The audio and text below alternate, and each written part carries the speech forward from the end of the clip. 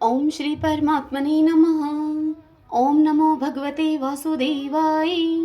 ओम श्री कृष्णाय नमो नमः। जेठ मास महात्म्य अध्याय 19 की पावन कथा में हम आज सुनेंगे निर्जला एकादशी व्रत का शेष वर्णन। व्यास जी बोले कि हे भीमसेन, उन पूर्ववासियों के ऐसे वचन सुनकर राजा पुलिंद क्रोध के वशीभूत होकर बड़े ही गर्व के साथ ऐसे वचन बोले। राजा बोले कि हे ग्रामवासियों, यह एकादशी कौन है? इस दिन किसका व्रत किया जाता है?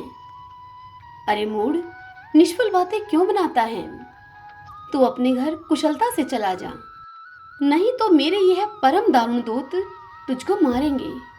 तत्पश्चात वे सब सैनिक उस नगर में घुस गए और बड़े बड़े महात्मा और साहूकारों के घर के दरवाजे तोड़कर घर के अन्न, धन और कोष धीरे धीरे लेकर जाने लगे। बड़े बड़े धनवानों के घरों के फाटक तोड़कर अच्छे अच्छे धन को तो वे ले गए और समस्त नगर के घर भयानक सैनिकों से भर गए। उस दिन पूर्ववासियों को कंदमूल और फल आदि कुछ भी नहीं खाने को मिला और समस्त पूर्ववासियों का निर्जला एकादशी का व्रत हो गया। अब सूर्य नारायण अस्त हो गए और नगर के बालकों तक को जल तक पीने को भी न मिला और नगर में बड़ा हाहाकार होने लगा। अब स्वर्ग में भगवान विष्णु सहसा उठकर खड़े हो गए तथा गरुड़ जी को बुलाकर उन्होंने गरुड़ जी के कान में बहुत सी बातें समझा दी और गरुड़ जी की सवारी पर शीघ्र उसी नगर को गए और वहां जाकर विविध प्रकार की सेना की रचना की। उस सेना के सैनिक, जिनमें किसी के 3 नेत्र तो किसी के 3 मुख थे, 7 जीवा थी किसी की तो किसी के 4 पैर थे, महान अद्भुत बड़े बड़े दांत तथा 3 सिर थे किसी के तो किसी के 2 मुख थे और किसी के तो 10 मुख थे, 6 मुख और 5 मुख थे। हाथी के समान मुख, हाथी के समान स्वरूप थे किसी के, सिंह के जैसी आकृति वाले थे कोई, तो कोई महान भयानक नरसिंह के समान तेजस्वी था।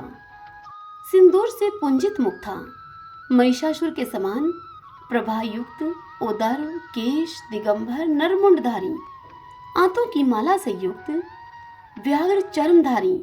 इससे पहले ऐसी सेना कभी नहीं देखी गई थी। ऐसी सेना को सर्वव्यापक प्रभु विष्णु भगवान ने आज्ञा दी कि इस राज्य में उधम मचाने वाली इस राजा पुलिंद का इसकी सेना के सहित मेरी आज्ञा से सूर्योदय से पूर्व ही खूब अच्छी तरह से तुम नाश करो।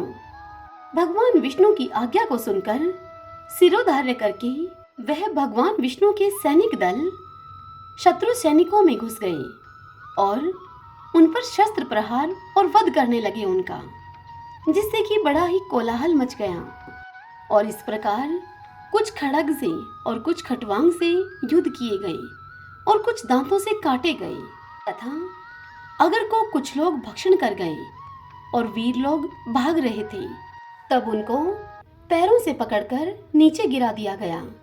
इस प्रकार पैदल सेना के बहुत से वीर मार दिए गए और बहुत से खा लिए गए। रथी, घुड़सवार, घोड़ा आदि अत्यंत दांतों से चूर्ण कर दिए गए। उनके शिविर में आग लगाकर शिविर को भस्म कर दिया गया, जिससे कि बड़ा ही प्रकाश हुआ। उस प्रकाश को देखकर सबको बड़ा विस्मय हुआ और सभी कहने लगे कि तुम लोग कौन हो और कहां से आए हो? हम लोगों ने ऐसे वीरों को कहीं पर कभी भी नहीं देखा। विष्णु भगवान के सैनिकों को इस प्रकार से कहकर उनको मनुष्य न समझकर राजा पुलिंद के सैनिक अब भागने लगे। सैनिकों को भागता हुआ देखकर विष्णु सैनिकों ने उनका पीछा करके उनको मार डाला। इस प्रकार राजा पुलिंद के समस्त सैनिक मारे गए। इसके पश्चात विष्णु गणों के साथ युद्ध करने के लिए स्वयं राजा पुलिंद गए और शस्त्र अस्त्र के दारुण प्रहार से आधा पहर तक युद्ध किया। जब उन विष्णु भगवान के सैनिकों के साथ युद्ध करने में राजा पुलिंद किसी भी प्रकार से समर्थ नहीं हुआ, तब अपने मन में विचार करने लगा कि अब हम यहाँ से भाग जाएं तो ही अच्छा है, अन्यथा यहाँ पर सब नष्ट हो जाएंगे। ऐसा विचार करके राजा पुलिंद ने मेघास्त्र छोड़ा, जिसके द्वारा वहां पर घोर अंधकार हो गया और अब मेघ जल बरसाने लगे तथा बड़े प्रचंड वेग से पवन बहने लगी। इससे विष्णुगण सब मुक्त हो गए। वह जहां पर खड़े थे वहीं पर ही सभी काम छोड़कर बैठ गए। ऐसा समय देखकर राजा पुलिंद घोड़ों पर सवार होकर सहसा वहां से चल दिए।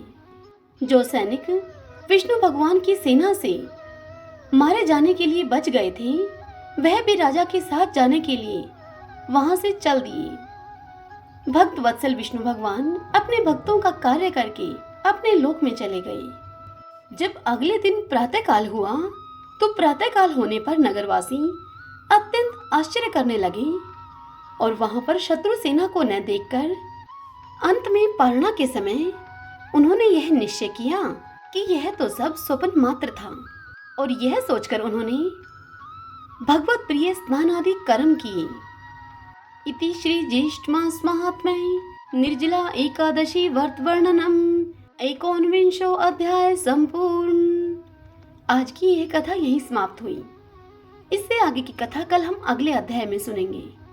ओम नमो भगवते वासुदेवाय। जय सिया राम।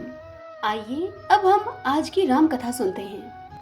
सूत जी से ऋषिगण बोले, हे सूत जी, सब प्राणियों का उपकार करने वाले, आपने इस पुराण की कथा सुनाकर हम लोगों पर बड़ा ही अनुग्रह किया है। दशरथ नंदन श्री रामचंद्र जी ने जिस प्रकार शिवलिंग की स्थापना की है उसको हम लोग सुनना चाहते हैं। यह सुनकर सूत जी ने ऋषियों से कहा कि हे विप्रवरों, वानरों की सेना के साथ महेंद्रगिरी पर आकर लक्ष्मण के सहित महाबली श्री रामचंद्र जी ने समुद्र का दर्शन किया। तत्पश्चात अपार समुद्र के ऊपर सेतु बांधकर उसी के मार्ग से श्री रघुनाथ जी रावण पालित लंकापुरी को गए। वहां पहुंचने पर सूर्यास्त हो गया। पूर्णिमा के प्रदोष काल में सेना के सहित श्री रामचंद्र जी सुवेल पर्वत पर आरूढ़ हो गए। तदंतर रात्रि में महल की छत पर खड़े हुए लंकापति रावण को देखकर महाबली सूर्यपुत्र सुग्रीव ने उसके मुकुट को धरती पर गिरा दिया। मुकुट भंग हो जाने से राक्षस घर में घुस गया। लंकेश्वर के घर में घुस जाने पर सुग्रीव, लक्ष्मण और सेना के सहित श्री रामचंद्र जी ने पर्वत के किनारे से उतरकर लंका के समीप अपनी सेना को ठहराया। वहां ठहराए जाते हुए वानरों पर रावण के विशालकाय सैनिकों ने अस्त्र शस्त्र लेकर बहुत आक्रमण किया। वे सभी दुष्टात्मा राक्षस अदृश्य होकर आए थे। विभीषण ने उन सब का अंतर्ध्यान विद्या से ही वध किया। बहुत से बलवान वानरों के द्वारा कितने ही राक्षस मारे गए। भयंकर पराक्रमी वानरों ने जिनका अंग भंग कर दिया था, ऐसे मरने से बचे हुए राक्षस शीघ्र ही रावण पालित लंकापुरी में भाग गए। उस सेना के नष्ट हो जाने पर रावण के भेजे हुए इंद्रजीत ने युद्ध में अत्यंत भयंकर नाग अस्त्रों के द्वारा दोनों दशरथ कुमार श्री राम जी और लक्ष्मण जी को बांध लिया। तत्पश्चात विनीता नंदन महात्मा गरुड़ ने वहां आकर उन दोनों भाइयों को नागपाश से मुक्त किया। तब विभीषण ने 8 घंटा वाली विशाल शक्ति हाथ में लेकर उसे अभिमंत्रित करके प्रहस्त के मस्तक पर चलाया। उस वज्र की भांति गिरती हुई उस शक्ति ने राक्षस का मस्तक काट लिया, जिससे कि वह आंधी से गिराए हुए वृक्ष की भांति दिखाई देने लगा। राक्षस प्रहस्त को युद्ध में मारा गया देखकर धूम्राक्ष ने बड़े वेग से वानरों पर आक्रमण किया। सभी वानर भाग चले। वानर सेना को भागते हुए देखकर पवन कुमार हनुमान जी ने धूम्राक्ष को शीघ्र ही मार डाला।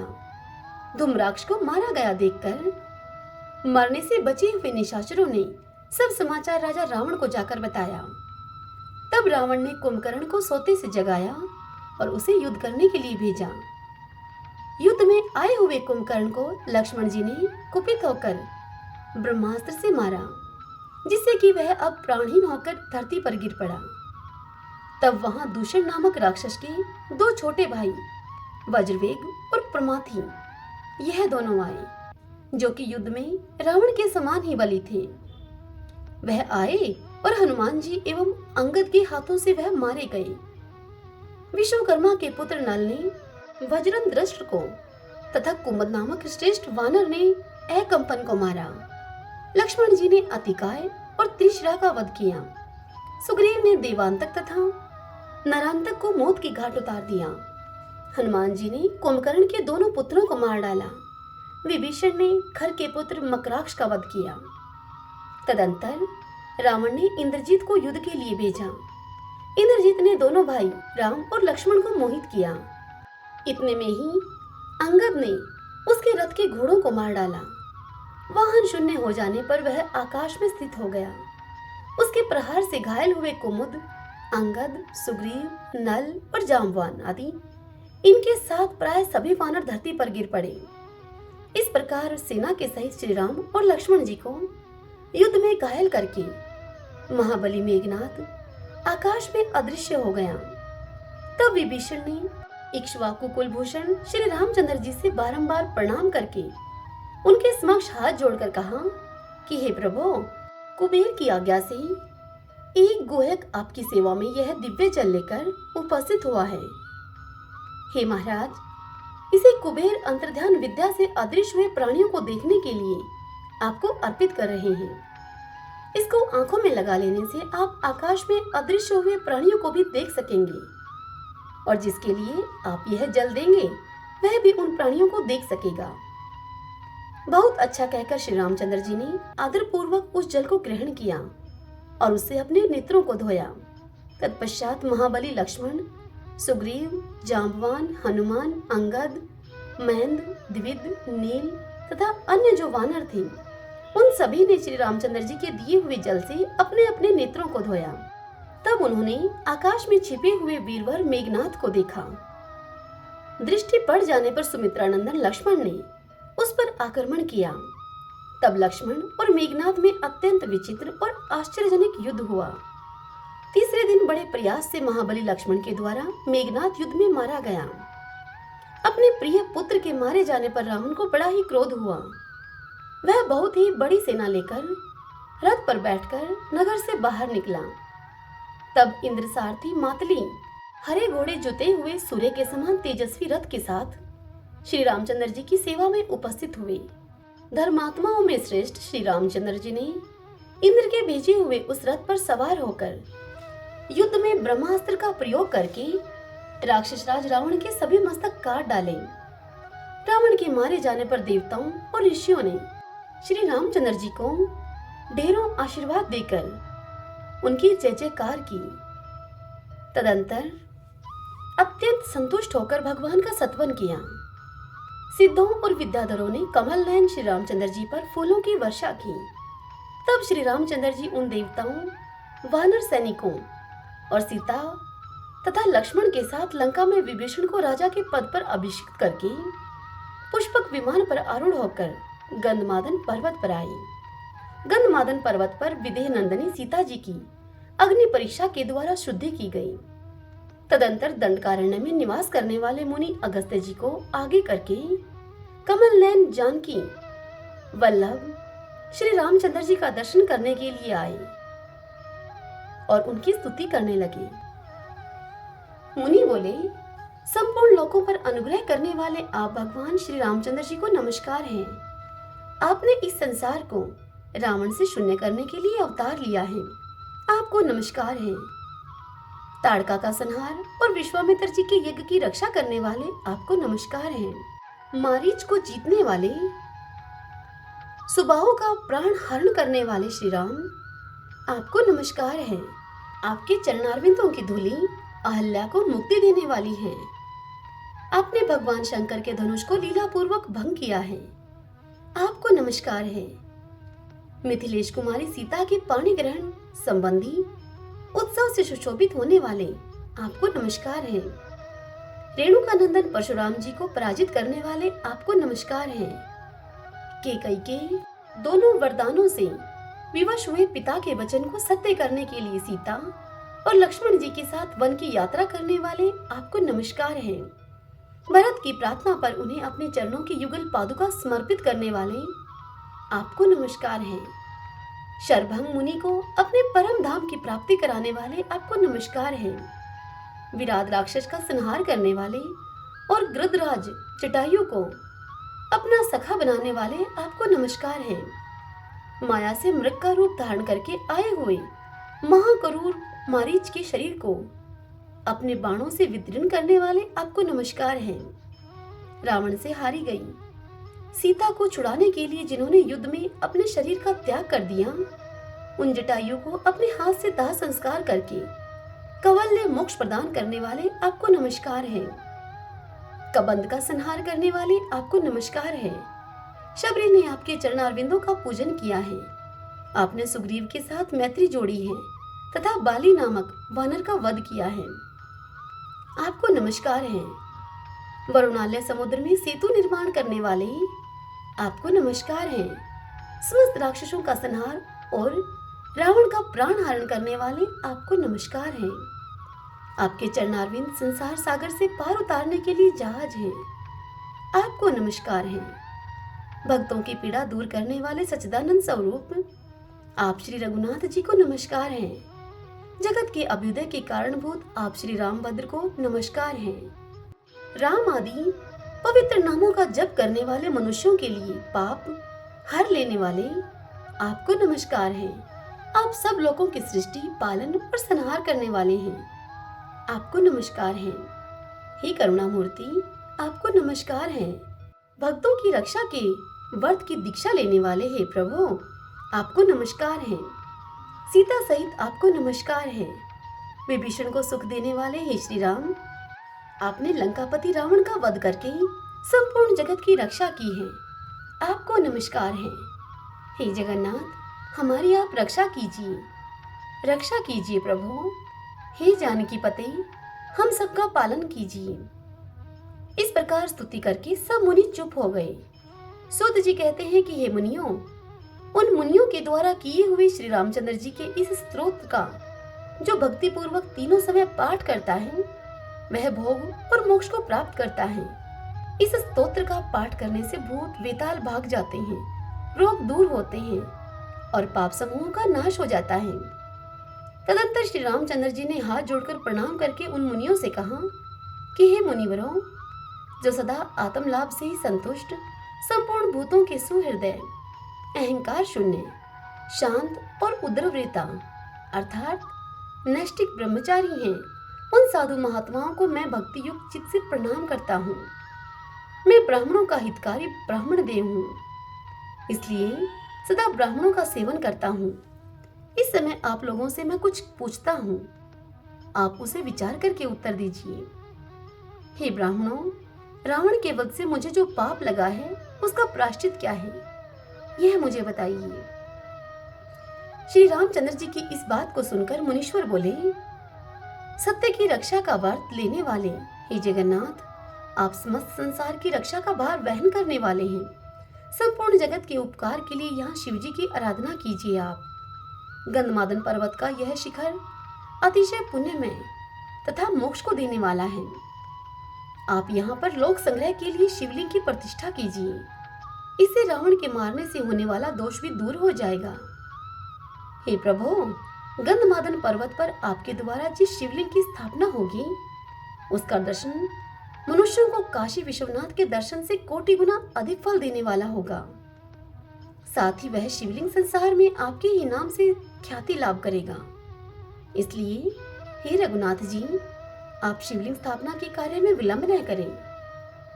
मुनियों के इस प्रकार के ये वचन सुनकर जगतपति श्री रामचंद्र जी ने लिंग स्थापना के लिए पुण्य काल निश्चित किया, जो 2 ही मुहूर्त में आने वाला था। उसे निश्चित करके उन्होंने हनुमान जी को शिवलिंग लाने के लिए कैलाश पर्वत पर भेजा। हनुमान जी बड़े ही पराक्रमी थे। उन्होंने 2 मुहूर्त का पुण्यकाल जानकर भी भुजाओं पर ताल ठोकी। वे सब देवताओं तथा महात्मा ऋषियों के देखते ही देखते बड़े वेग से ऊपर को उड़े और आकाश मार्ग को लांघते हुए कैलाश पर्वत पर जा पहुंचे। वहां उन्हें लिंग रूपधारी महादेव जी का दर्शन नहीं हुआ।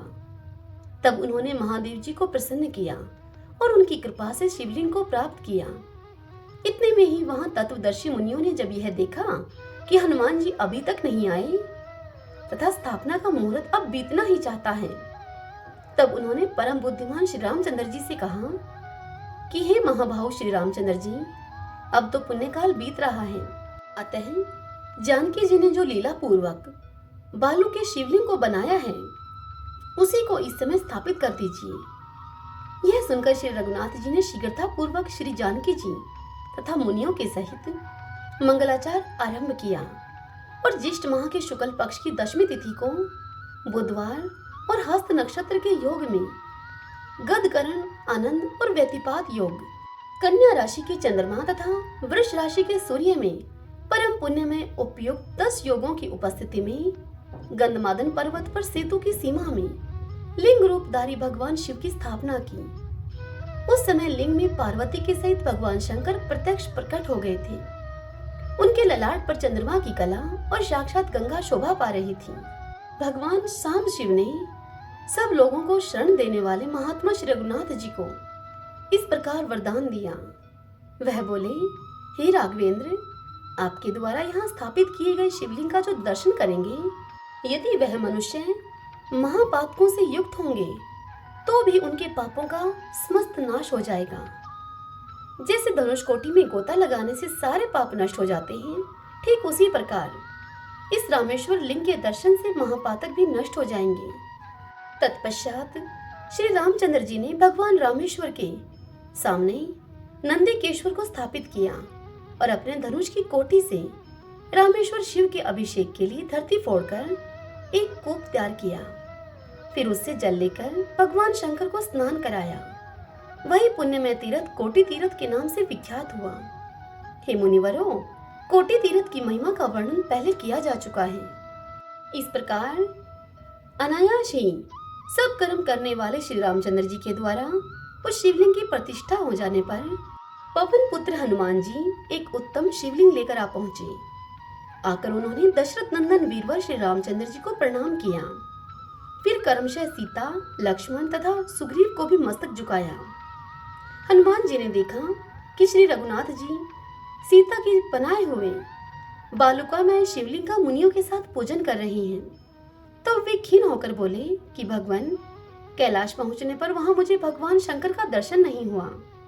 तब मैंने तपस्या के द्वारा उन्हें प्रसन्न किया और उनकी कृपा से शिवलिंग प्राप्त होने पर मैं तुरंत यहाँ पर लौट आया हूँ। तब तक आपने दूसरे ही बालुकामय शिवलिंग की स्थापना कर ली और अब मुनियों, देवताओं और गंधर्वों के साथ मिलकर उसी बालू के शिवलिंग की पूजा करते हैं। मैं जो कैलाश पर्वत से इस शिवलिंग को लेकर आया, यह तो सब व्यर्थ ही हुआ। अब मैं इस शिवलिंग का क्या करूं?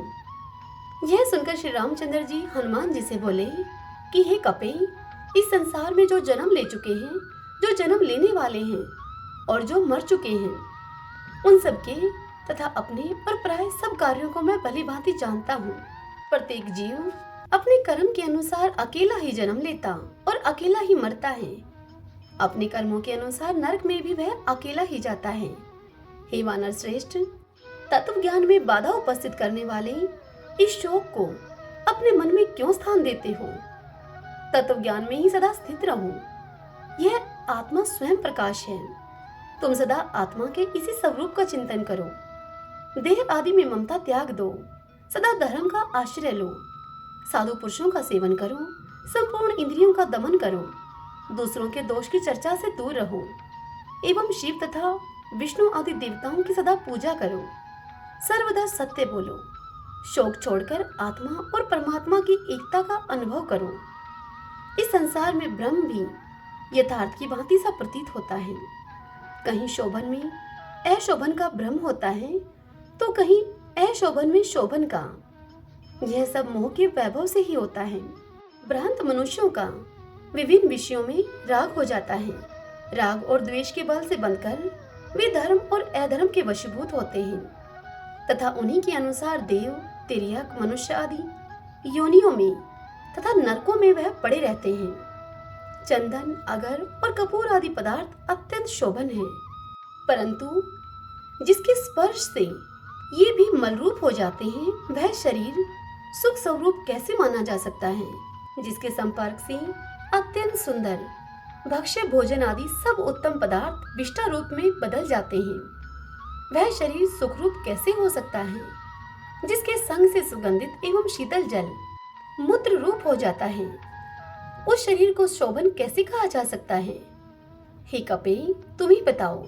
जिसके संसर्ग में आने पर अत्यंत सफेद एवं धुले हुए वस्त्र भी पसीने आदि के लगने से मैले हो जाते हैं, वह शरीर कैसे शोभन माना जा सकता है? हे वायुनंदन, मुझसे परमार्थ की तुम बात सुनो। यह संसार एक गड्ढे के समान है, इसमें कुछ भी सुख नहीं है। यहाँ पहले तो जीव का जन्म होता है, तत्पश्चात उसकी बाल्यावस्था रहती है, फिर वह जवान होता है और उसके बाद वह बुढ़ापा भोगता है। तदंतर वह मृत्यु को प्राप्त होता है और मृत्यु के बाद पुनः जन्म का कष्ट भोगता है। इस प्रकार अज्ञान के प्रभाव से ही मनुष्य दुख पाता है और अज्ञान की निवृत्ति हो जाने पर उसे उत्तम सुख की प्राप्ति होती है। अज्ञान की निवृत्ति ज्ञान से ही होती है, कर्म से नहीं। ज्ञान पर ब्रह्मा परमात्मा का नाम है। वेदांत वाक्य के श्रवण और मनन से जो ज्ञान होता है वह विरक्त पुरुष को ही होता है, अन्य को नहीं।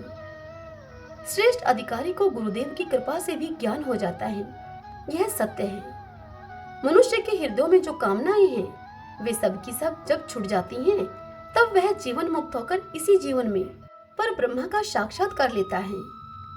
क्रूर काल जागते, सोते, खाते और ठहरते समय सदा ही इस जीवन को अपनी ओर खींचता रहता है। संग्रह का अंत विनाश है, अधिक ऊंचे चढ़ने का अंत नीचे गिरना है। संयोग का अंत वियोग है और जीवन का अंत मरण है। जैसे पके हुए फलों को गिरने के सिवा और कोई भय नहीं है, वैसे ही जन्म लेने वाले मनुष्यों को मृत्यु के सिवा कोई और भय नहीं है। जैसे सुदृढ़ खंभों वाला ग्रह सुदीर्घ काल के बाद जीर्ण होने पर नष्ट हो जाता है, ठीक उसी प्रकार मनुष्य जरा जीर्ण होकर मृत्यु के अधीन होकर नष्ट हो जाता है। हे कपे, दिन और रात बीतते चले जा रहे हैं, इससे मनुष्यों की आयु नष्ट होती है। इस दशा में तुम अपनी आत्मा के लिए शोक करो, दूसरे किसी बात के लिए क्यों शोक करते हो? हे कपीश्वर, कोई खड़ा हो या दौड़ता हो, उसकी आयु का प्रतिशत नाश हो रहा है। मृत्यु साथ साथ चलती है, साथ ही बैठती है और दूर देश में साथ साथ जाकर पुनः साथ ही लौट आती है। शरीर में झुर्रियां पड़ गई, सिर के बाल सफेद हो गए और वृद्धावस्था एवं दमा और खांसी से देह स्थिर होती जाती है। हे कपिश्रेष्ठ, जैसे समुद्र में बहते हुए दो काठ एक दूसरे से मिलकर फिर विलग हो जाते हैं, उसी प्रकार कालयोग से मनुष्यों का एक दूसरे के साथ संयोग और वियोग होता है। इसी प्रकार स्त्री, पुत्र, भाई, क्षेत्र और धन, ये सब कभी कुछ काल के लिए एकत्र होते हैं और फिर अन्यत्र चले जाते हैं। जैसे कोई पथिक राह चलते हुए किसी दूसरे पथिक से कहता है कि ठहरिए, मैं भी आपके साथ चलूंगा, और इस प्रकार दोनों कुछ काल तक एक साथ हो जाते हैं और फिर अलग अलग चले जाते हैं। हे कपे, इसी प्रकार स्त्री और पुत्र आदि का समागम नश्वर है। शरीर के उत्पन्न होने के साथ ही निश्चय ही मृत्यु भी उत्पन्न होती है। इस अवश्यंभावी मृत्यु को टालने का कोई उपाय नहीं है। हे वत्स, इस शरीर का अंत हो जाने पर देह अभिमानी जीव अपने कर्म की गति के अनुसार दूसरा शरीर धारण कर लेता है। हे वानर, प्राणियों का सदा एक स्थान पर निवास नहीं होता। अपने अपने कर्मवश सभी जीव एक दूसरे से विलग हो जाते हैं। हे कपिश्रेष्ठ, जीवों के शरीर जिस प्रकार उत्पन्न होते हैं और नष्ट हो जाते हैं, ठीक उसी प्रकार आत्मा का जन्म और मरण नहीं होता। हे अंजनानंदन, तुम शोक रहित अद्वैत ज्ञान में सत्व स्वरूप निर्मल पर ब्रह्मा परमात्मा का दिन रात तुम चिंतन करो। तुम्हारी ऐसी दृष्टि होने पर तुम्हारा किया हुआ प्रत्येक कर्म मेरा किया हुआ है और मेरा किया हुआ प्रत्येक कर्म तुम्हारा किया हुआ है। इसलिए हे कपे, मैंने जो शिवलिंग की स्थापना की है वह तुमने ही की है। तुम्हें ऐसा समझना चाहिए। शिवलिंग स्थापन का पुण्यकाल बीतता जा रहा था, इसलिए मैंने सीता जी के बनाए हुए बालुका में शिवलिंग को यहाँ पर स्थापित किया है। अतः तुम कोप और दुख न करो। आज शुभ दिन है। आज के इस दिन में कैलाश से लाए हुए शिवलिंग को तुम ही स्थापित करो। यह लिंग तीनों लोकों में तुम्हारे नाम से प्रसिद्ध होगा। पहले हनुमेदेश्वर का दर्शन करके तब रामेश्वर का दर्शन होगा। हे कपे, तुमने ब्रह्म राक्षसों के समुदाय का वध किया है, इसलिए अपने नाम से शिवलिंग की स्थापना करने पर तुम उस पाप से छूट सकोगे। यह हनुमान नामक शिवलिंग साक्षात भगवान शिव का दिया हुआ है। इसका दर्शन करके जो रामेश्वर शिव का दर्शन करेगा वह कृत्य हो जाएगा। हरि ओम तत्सत। ओम नमो भगवते वासुदेवाय। जय सिया राम। आज की यह कथा यहीं संपूर्ण हुई। यह कथा आपको कैसी लगी? इस वीडियो को लाइक करके आप हमें अवश्य बताइए।